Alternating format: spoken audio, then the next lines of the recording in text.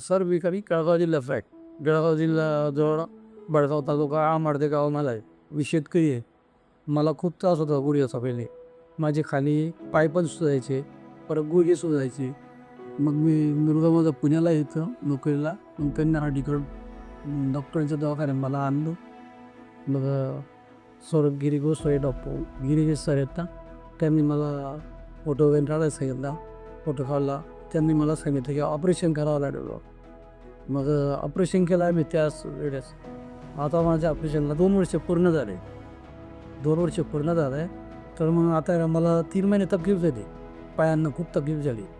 सरांनी मग एवढं सांगितलं आहे, मांडी घालायची नाही, मांडी घालून बसू नका. आणि 3 महिन्यानंतर मग मी कुठल्या गोळ्या घेतल्या नाही, काही नाही, कुठंच काही नाही, औषधी नाही, काही नाही. थेरपीसुद्धा खूप कमी झाली माझी. थेरपी जर पूर्ण झाली असती अजून माझे पाय चालले झाले असते. परंतु आपण आता आहे ना, मी मला स्वतः शेतीचं काम सर्व करू शकतो आहे. आणि आता 1 वर्षापासून 18 ते 20 पंप मारू शकतो आहे.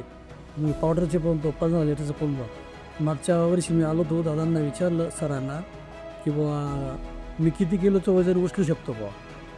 मग सरांनी सांगितलं तुमच्यामध्ये कॅपॅसिटी असेल तसं करा, फक्त असे मोठे बनान कुदू नका, काही करू नका, असं दादांनी मला सांगितलं.